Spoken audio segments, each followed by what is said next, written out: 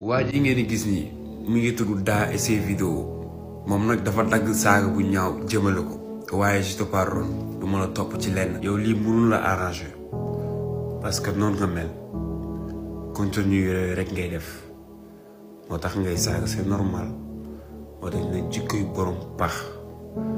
jikko du réer borom. mais dama leen di wan ni que Da et ses vidéos nee na Da et ses vidéos déglu leen wax ji Da et ses vidéos. xool leen vidéo yu muy joué vidéo yu muy promouvoir ndaw yi vidéo yu muy wan sunu papa yi vidéo yu muy wan sunu yaay yi vidéo yu muy wan sunu mag yi sunu maam yi am fit am audace lancé ko ci TikTok yow yoon dafa war a dal sa kaw parce que harcèlement ngay def détruitement de jeunesse ngay def te yoon dina dal sa kaw. muy def ak vidéo yi ak ay xale yu jigéen ñu ñàkk jom mais ni ñoom suuraale ko image ça reste.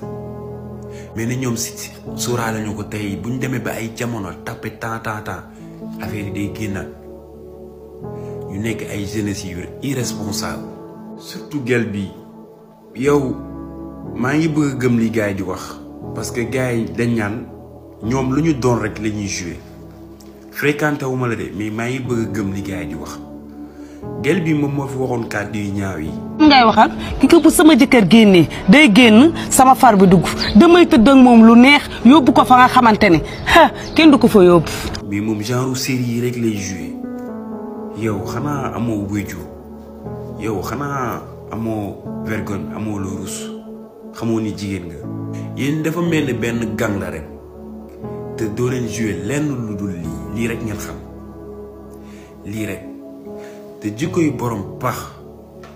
loolu la orof wax te jikko du réer borom te nit ki li ngay dundee rek ngay wane te dafa mel ni gang bi moom yéen lii ngeen xam lii rek ngeen di joué ma wax nga naan danga may saaga ma wax nga naan ma voilà. les hommes de loi TikTok dafa nekk benn plateforme boo xam ne je pense que ay chinois ñoo ko créé te TikTok dafa am ay loi yu mu proposé teg ko ku ko doxul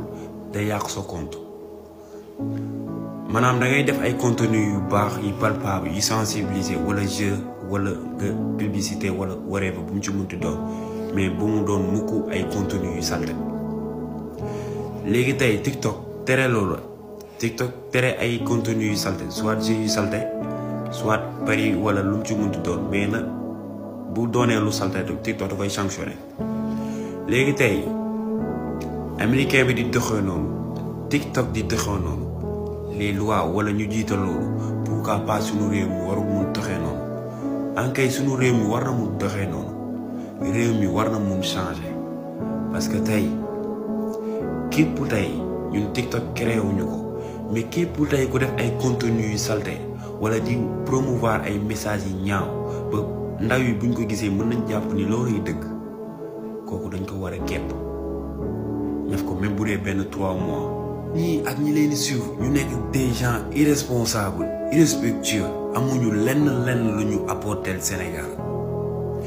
kii influence wul xale aska naka nga war a def pour am liggéey